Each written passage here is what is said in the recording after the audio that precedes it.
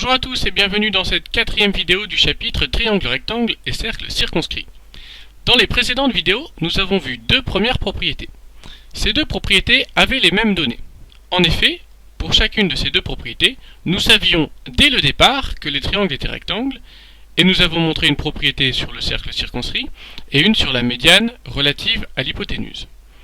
Pour les deux nouvelles propriétés que nous allons voir, on ne sait pas au départ que le triangle est rectangle. C'est l'objectif de la conclusion, montrer que le triangle est rectangle.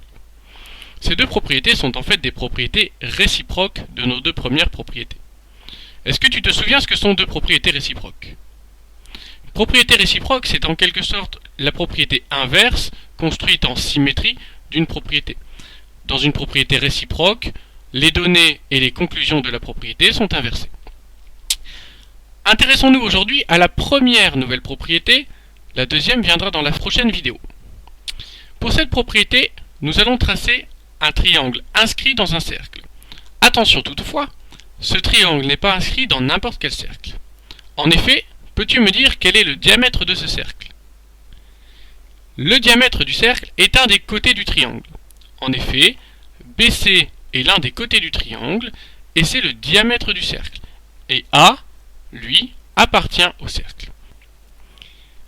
Dans cette figure, je ne sais pas au départ si mon triangle est rectangle. En effet, aucune des données de tracé ne m'indique qu'il y a un angle droit en A, en B ou en C. Toutefois, en observant la figure, il semblerait que l'angle de sommet A soit un angle droit. Si j'amène l'équerre, je peux d'ailleurs voir que celle-ci coïncide parfaitement avec l'angle.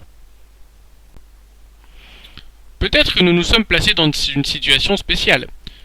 Nous allons vérifier que ceci marche pour toutes les situations en déplaçant le point A sur le cercle de diamètre BC grâce au logiciel GeoGebra. En observant plusieurs situations, on remarque que l'angle de sommet A reste toujours droit. Ceci est donc une propriété, la troisième de ta leçon. Si un triangle est inscrit dans un cercle dont un des diamètres est l'un de ses côtés, alors ce triangle est rectangle. Voici donc une nouvelle propriété qui permet de démontrer qu'un triangle est rectangle. On ajoutera pour terminer que le diamètre du cercle circonscrit est l'hypoténuse de notre triangle rectangle, c'est-à-dire ici le côté BC est l'hypoténuse de notre triangle rectangle. En effet, c'est le côté qui se trouve en face du sommet A qui est le sommet de l'angle droit. Passons maintenant à un exercice pratique. Vous avez dans votre leçon un exercice méthode. Je rappelle que les exercices méthode doivent être connus parfaitement. Je vais juste modifier l'énoncé et prendre pour mon tracé TV égale 12 cm afin que la figure soit plus visible. Gardez bien 6 cm pour votre cahier afin que le cercle passe dans le cadre. Je commence par tracer mon segment TV de longueur 12 cm.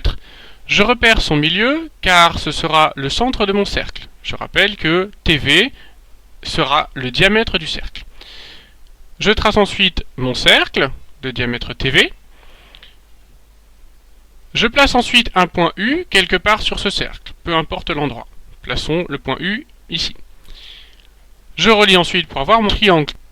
Passons maintenant à la démonstration. Ce triangle TUV a l'air rectangle. Je vais démontrer en utilisant la structure habituelle. Je sais que, propriété et la conclusion. Te souviens-tu de la propriété? C'est celle que nous avons vue aujourd'hui.